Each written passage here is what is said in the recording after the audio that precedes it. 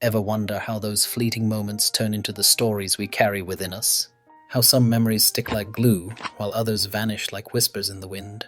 And are those mental snapshots always a perfect reflection of reality? Let's unravel the mysteries of memory in the next few minutes. Imagine you're biting into a juicy strawberry. The vibrant red color, the sweet and slightly tart taste, the soft texture. All these sensory details flood your brain. This initial experience triggers a flurry of activity in your brain, especially in a region called the hippocampus.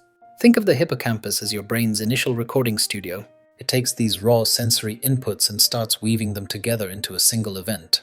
Electrical signals zip between brain cells called neurons, creating new connections. The more intense the experience, the stronger these initial connections become. Think about learning to ride a bike. The wobbly feeling, the scraped knees, the feeling of finally balancing, these intense sensations create a strong initial memory trace. Not every experience gets a permanent spot in our mental archives. Many fade away like a dream upon waking. This is where memory consolidation comes in. Imagine the hippocampus passing on the newly formed memory like a file to other brain regions, particularly the cortex. The cortex is like the brain's long-term storage warehouse, with different areas specializing in different types of information. Visual memories here, auditory memories there, and so on. This transfer and storage process takes time and repetition. Sleep plays a crucial role in consolidation. While you're resting, your brain replays and strengthens the important memories from the day. That's why pulling an all-nighter before an exam is often counterproductive. You're sacrificing the very process that helps solidify what you've learned. Think about studying for that exam. Rereading your notes and practicing problems helps strengthen those neural connections, moving the information from short-term to long-term memory. Why do we remember our first kiss so vividly but struggle to recall what we had for lunch last Tuesday? Emotion is a powerful memory amplifier.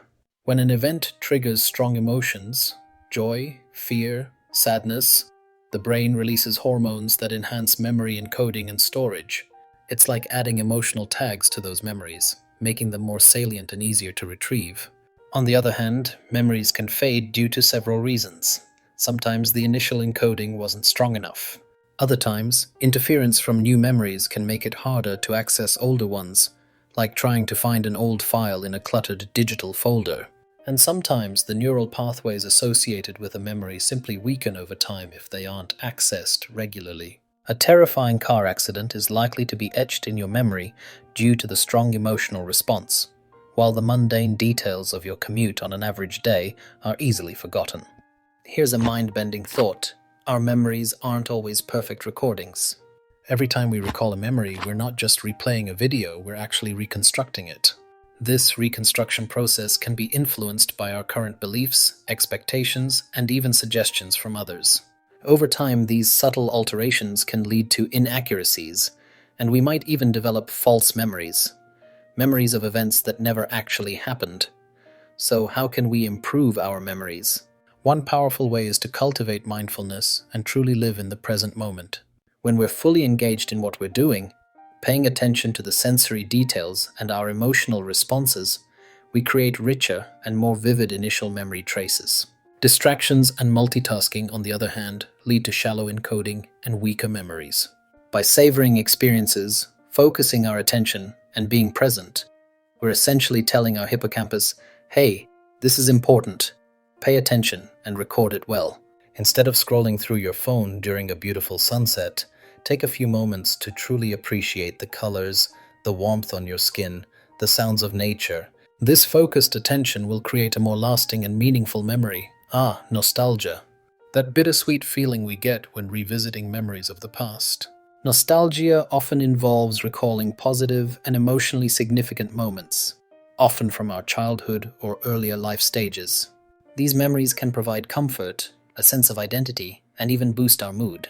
Nostalgia isn't just about accurately recalling the past. It's often tinged with a rosy hue, emphasizing the positive aspects and sometimes downplaying the negative ones. We will delve in another video on this soon. Quantum physics and memory? Some theories explore if subatomic events in our brain cells could influence memory, suggesting deeper connections. Intriguing, right? Share your memory thoughts below, like, subscribe.